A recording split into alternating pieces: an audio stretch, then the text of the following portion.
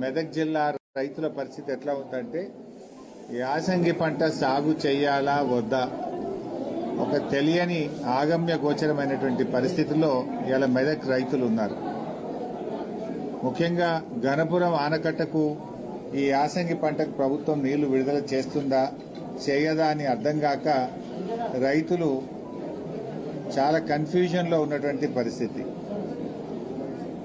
ఇవాళ మన మెదక్ జిల్లాలో పాపన్నపేట, హవేలీ గన్పూర్, కొల్చారం, మెదక్ రూరల్ మండలాలు ముఖ్యంగా ఈ గణపురం ఆనకట్ట మీదనే ఆధారపడి యాసంగి పంటలు సాగు చేయడం జరుగుతుంది.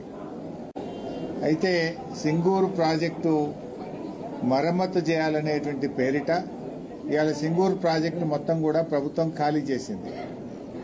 ప్రభుత్వం సకాలంలో చర్యలు తీసుకోకపోవడం వల్ల సింగూరు మరమ్మతు పోయిన వేసవి కాలంలో చేసి ఉంటే ఇవాళ యాసంగి పంటలో రైతులకు ఇబ్బంది ఉండేది కాదు.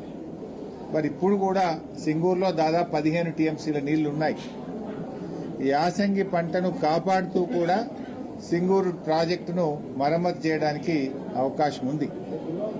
కానీ ప్రభుత్వానికి చిత్తశుద్ది లేదు. ఇవాళ రైతుల్ని చాలా కన్ఫ్యూజన్లో పెడతా ఉన్నారు. ఇవాళ చాలా మంది రైతులు కూడా ప్రభుత్వం నుంచి ఏదైనా స్పష్టత ఇస్తారేమో, ఏదైనా ప్రకటన ఇస్తారేమో అని చెప్పి చూస్తా ఉన్నారు.